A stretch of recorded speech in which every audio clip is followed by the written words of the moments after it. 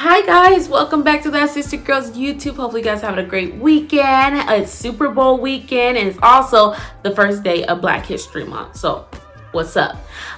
So I know you guys are wondering, why do I have Minnie Mouse ears on my head? And well, that's because we're going to be talking about the Disney cruise. Yep, super fun and super exciting because I went on one last year and there's so many things I've learned and I thought why not share it with you guys, especially if you guys are thinking about going on one or you're very hesitant. Well, let me be your guide. So this is going to be a two-part series. I'm going to tell you guys on the next video what it was like being on a boat and kind of our experience, and you guys kind of get a little insight. If I knew I was doing YouTube, I probably would have did a lot more recording on the boat, but I am going again. I'm super happy and super excited to go again because by far it's one of the best trips I've been on, and that was my very first cruise ever. Well, I've been on other cruises, like local, like sound kind of cruise, like by your area, but not like traveling to different countries. So stick tuned. We're going to talk about it and get down to what you need to know.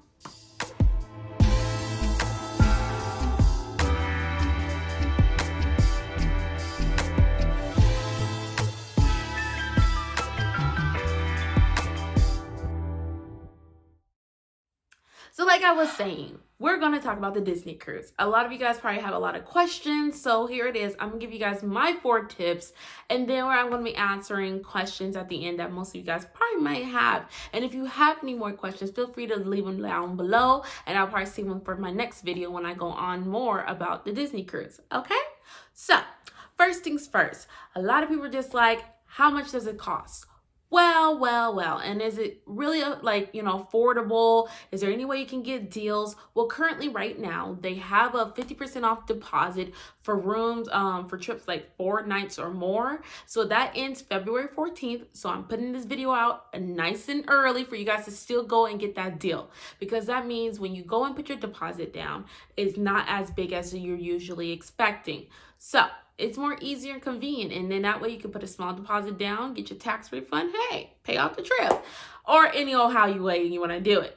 So there's that. If you're in the military, Disney does offer a 25% off, or like they have special rates for military. So also check under the special offers, because that's where it'll be at. And if you live in Canada, or if you're a Floridian resident, you also get select discounts as well. So you got to go and check those special offers out while you're browsing, because if you look at the normal number, you might want to run off the page. But so far, this year has been quite expensive compared to what we paid last year. So unfortunately, I'm not doing it this year, but I am going bright and early of next year. So I'm super happy about that, because the prices for the itineraries of 2021 are a lot more decent, reasonable price. So which concludes with that. Another thing which you guys should know is, if you don't want to go through Disney, you want to go through a travel agent, you can do that. I don't really per se have a huge experience with travel agents. I've heard that they've been pretty good, but there's some that might jip you. So you got to do your research about the agency you're working with. But if you're a government or anything affiliated, military, retired, you can go to govvacation.rewards and also find discounted cruises for all cruises that are offered, as well as including the Disney cruise. That's how we booked it last year, and we didn't have to pay a whole lot of arm and a leg and an eyeball. So for a family of 3 and a balcony room, it costs us about $5,000 and some dollars. Okay, I can't really quote the number because it's been so long. It's around about 4,000, 5,000, somewhere in between there. So that's how much it costs. That was using vacation.rewards. But again, you guys can probably find better discounts and deals also on the Disney website. Okay, so like I was saying, number 2. Yes, number 2 is about, when should you book your cruise?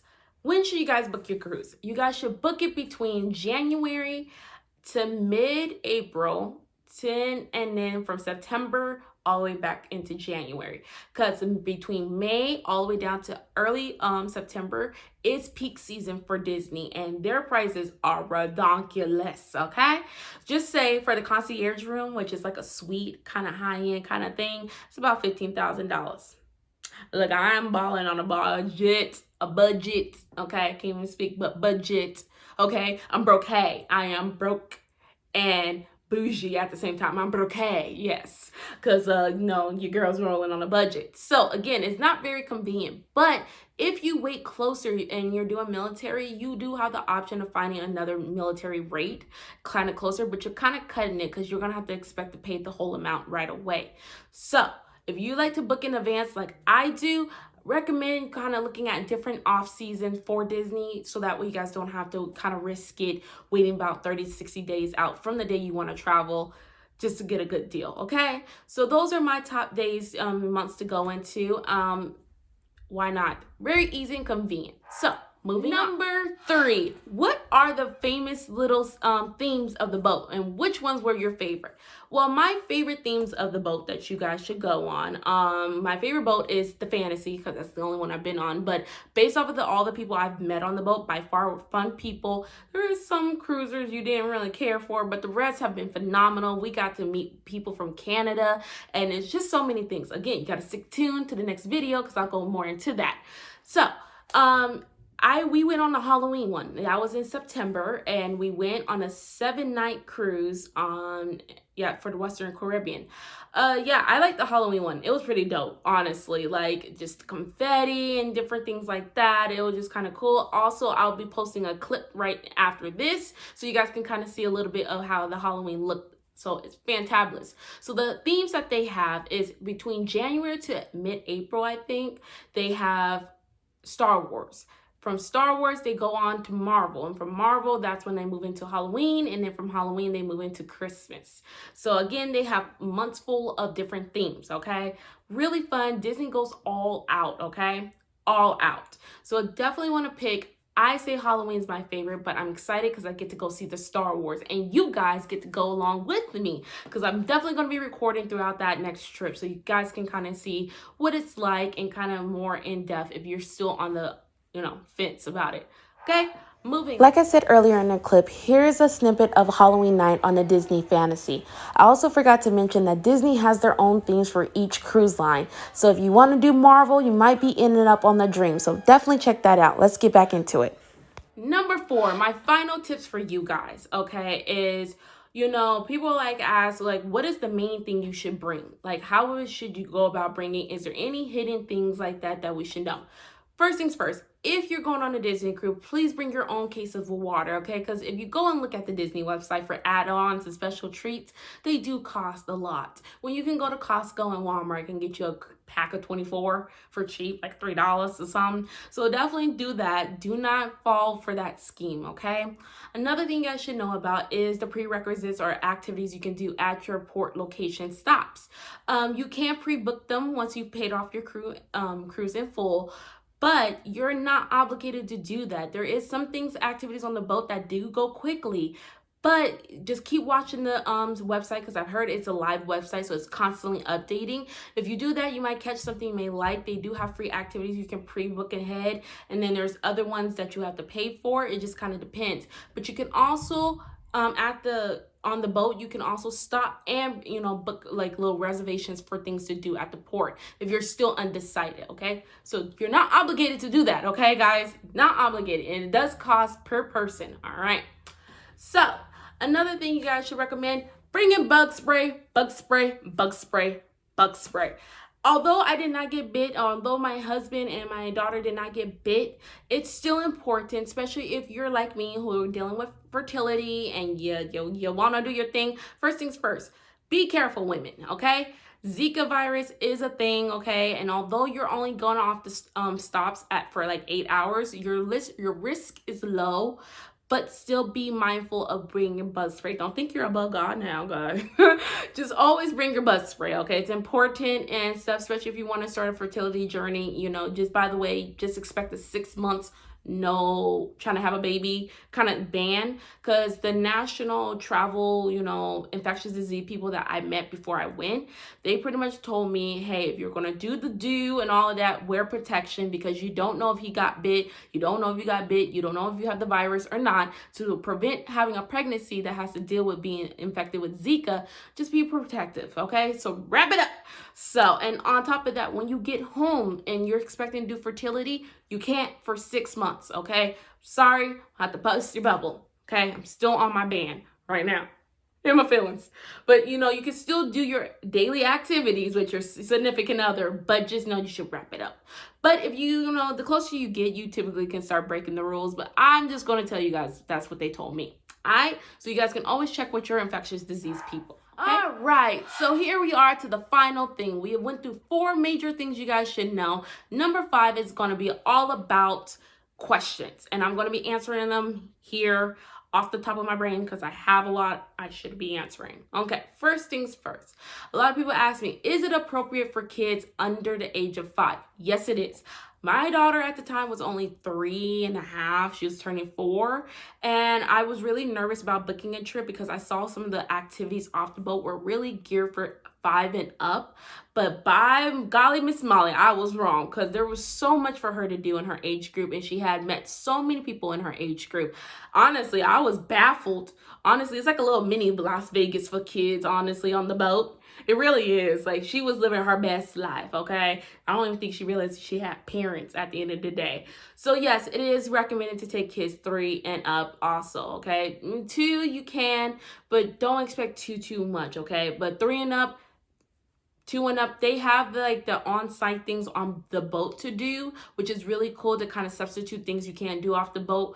And there is some activities, if you look at the age requirements, that you guys can pick. There's underwater sea tour, and I think swimming with the dolphins. I think you have to be 3 and up. You could be your own personal trainer with dolphins at certain stops. So like I said, there is different activities. Just make sure you be mindful of the age requirements because they do not play, okay?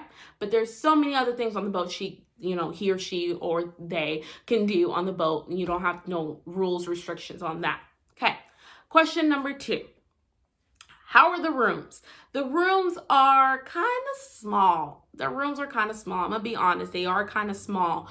But they're kind of still spacious. It has a full-size queen bed, I think. It then has a pull-out sofa and a bunk bed that's actually attached to the top of the roof. And then we had the balcony. So, of course, we had our own little verdeo or whatever it's called. You just go out there and have our own personal balcony. Although your neighbors are on the side of you, they can be really loud and annoying. But it's still cool. It was really nice because when she had fell asleep, my husband and I got to be romantic, just be out there looking at the storm because we did experience a storm. But Disney handled that so well, you didn't even notice. I mean, the boat was rocking. It was rocking, but it wasn't that bad. It was just cool seeing nature doing its own thing. So I highly recommend the balcony room. The room, you get 2 bathrooms. One is your toilet and sink, and then the other one's a sink and a full tub shower as well. And then you get 2 closets and, of course, another door that connects to another room. You don't have to worry about that. And there's a desk. So you have all these cool amenities. You do have a safe in there, of course. So you have all these cool things, okay? So the room is pretty decent, okay? I would say, and your maid or the room service comes in every single day, cleaning and all that great stuff. So that's an awesome part. Question number 3. A lot of people have asked me, what is it like per se, what do I recommend as far as what to pick for travel wise, whether to do the 5-day, 4-day, 3-day, 2-day. I recommend 7 days because 7 days is the perfect amount of time. Okay, perfect amount of time to be at sea. So 3 days and 2 days, they do offer those for if you guys want to start out something small to see if you like it. Personally, the amount of money you're gonna pay, you might as well just go on a 7-day. 5 days still cool, but 7 days even better.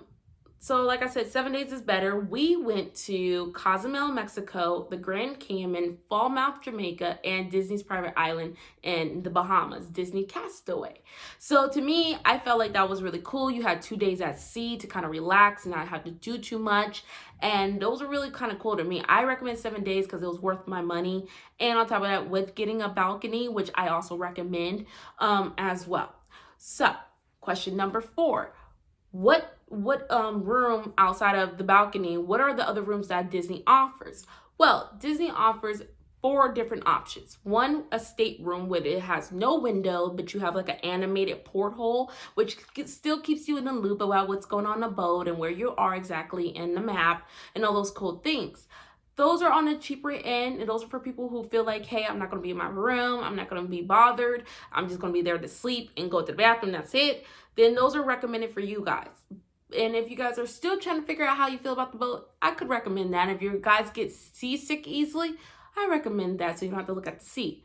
Number two, they have a porthole where you get this big old porthole and you get to see the sea and kind of everything surrounding. Of course, you can't open that, of course, not happening.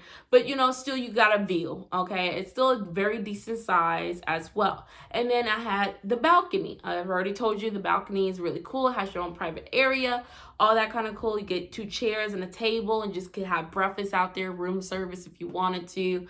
And then room number 4 is the concierge, which is the big suite for the people who want to live lavishly, who is willing to pay $13,000 a pop. That is for you. And again, not what I recommend, honestly. Not. Now, if you're going on the 12-night cruise, maybe. But not my pockets. But if you can do it, you can do it. All right, moving on. As I'm wrapping up here, one final thing you guys should know about the cruise is the tip and gratitude. I have yet to mention that, but I want to save that to the end because everybody wants to hear all the fun stuff. Well, here's the serious stuff. Make sure you be aware that you are going to get charged for tipping, okay? You have to tip your room service, your 3-night servers, and well, not 3 nights, but your 3 servers who are with you throughout your duration of the cruise. You have to tip them. Sorry, guys. Kind of with the way it goes. They have rates. Disney charges about $13 per night per person kind of thing, including your kid. So don't think they're free or excluded. Again, you have to be mindful of that. You guys, again, can change the amount you want to give, but they give you the recommended amount, okay? Just letting you know. That one kind of caught us off guard, so I thought I want to share that there is gratitude at the end. Next thing you guys should know is how to charge things to your room. So you guys get a personal card with your face attached to it. So every time it gets swiped, your face shows up because that's what they do a part of the check-in process when you arrive at Disney. Then, so that way you guys can't dispute it after and say, that wasn't me swiping all them charges. It was you, homegirl. It was you. Then you guys can have the option of putting a card or money on the room. I recommend putting a card on the room because you have the freedom to swipe and charge if you want to. It can be kind of dangerous, but gives you more freedom because if you're doing cash at the end, you're only getting like a $500 credit limit on the boat just because they want to make sure you're not just out here just gonna dispute it at the end. Recommend bringing a credit card because that is the best way to do it. To me, felt like I had a lot more freedom and room, but you are not obligated to charge things to your room. You can always state when you're checking out, say, hey, I don't want to charge it to my room. I want to use a different card payment or whatever the case may be, and they are willing to do that, just letting you know. Another thing to recommend that you guys should know about the boat is that they have a lot of amenities, okay? But don't get caught up in the fact of thinking that they're all free. They're not, and they will let you know what is free and what's not, okay? There is a lot of free dining experience, and then they have 2 exclusive restaurants for adults only that are a little bit pricey, but it's for a nice romantic evening. Again, there's things that do charge and don't charge. Just letting you guys know. So I think collectively, I've kind of went over everything you guys should know. I don't think I forgot anything. But just letting you guys know that I by far had fun. And if I could recommend this to anybody, I would. My biggest recommendation as far as scale of 1 out of 10, I would say it's a 9.5. The reason why they don't get a full 10 out of 10 is just because it can get pricey. And that's just kind of the things I did not like the most, especially on the boat. A lot of people wanted to know how much did I spend on the boat. Is about an average of about $1,200 to $1,300 extra because things cost. I got a massage. I took my daughter to the Bibbidi Bobbidi Boutique, which also costs. So there's a lot of things you guys should be mindful about. It does cost and it does sneak up on you. You can always check on your navigation app throughout the whole time. You can always get a printout at any time at the front desk if you needed to. Just be mindful of that because it does add up at the end. So, but other than that, 9.5 is not bad. Honestly, Disney was very anal about cleanliness, about when you were eating, you always had to wash your hands, you always had to sanitize. So those are great things I like. I was really nervous about that because, people get sick and all those great things. Although you still end up getting sick, my husband did get sick towards the end, which is sad. But still, that was to be expected. There's a lot of people on the boat, all right? Last but not least, my final thing about Disney and for you guys is to have fun. And the one thing I like about cruises is you get away from your phone. Your phone, no nothing, no emails. You do have the option of purchasing Wi-Fi. If it's your first time cruising, you can, get a free Wi-Fi password if it's your first time, but it goes quickly. So don't check Snapchat, Facebook, and all that, because it'll go quickly. But you can purchase, internet throughout the time, but for what? Be with your family, be one, and all those great things, okay? Because honestly, I enjoyed not being by my phone. I got to unplug and just be with my daughter, my husband. It's a long time coming since we really took a big trip, and it was worth it, and that's why I'm going back again, to unplug from the world, all right? And last but not least, you guys, this is the fun thing about it. I have joined Disney's perk club. I did Disney Cruise Line perk club. So after so many cruises, each cruise that you do, there's like certain perks and rewards joining with them. And on top of that, I got a cool little magnet to represent that I'm a part of the Disney Club because I completed my first cruise. Super cool. I thought that was neat. But on top of that, if you guys want to, on your cruise, towards the end, once you're done cruising and all of that, and you might want to go again, you have the option of putting $250 down as a deposit that can go towards any cruise within the 2 years. If you decide at any point you don't want to, you get a full refund of that. But I thought that was really cool. So now I have a $250 credit that I can apply to my next cruise. So again, you have to be on the boat. It's not something you get before you get on the boat. It's after you get on the boat. You just go upstairs to the travel section. That's where you guys will be able to do that. I thought that was cool, and it was really neat because you can apply that to a cruise, and hey, you got another discount. So again, there's so many rewards and so many things to do. Just be smart, think about it. You guys will be fantabulous. So hopefully you guys are going out there and setting sail, although the whole virus thing is going on again. But Disney's been definitely monitoring that as well. So again, you shouldn't be really too worried about. So again, thank you guys for joining me back on my Deal Saturday. Hopefully you guys found these tips easy and useful and stuff like that. On top of that, I'll be showing a couple more things off the trip, and hopefully you guys have a good weekend. And again, see you guys tomorrow for Womenhood Sunday. And on top of that, join me live on Tuesday, 12 p.m. Eastern time. Until then, guys, bye. Well, thank you guys for watching my video. Here's a clip of the ship and what it looks like at the Disney Fantasy. And on top of that, look how cool at the sail away party that happens on the top deck. Make sure you guys like and subscribe. See you guys next time. Bye.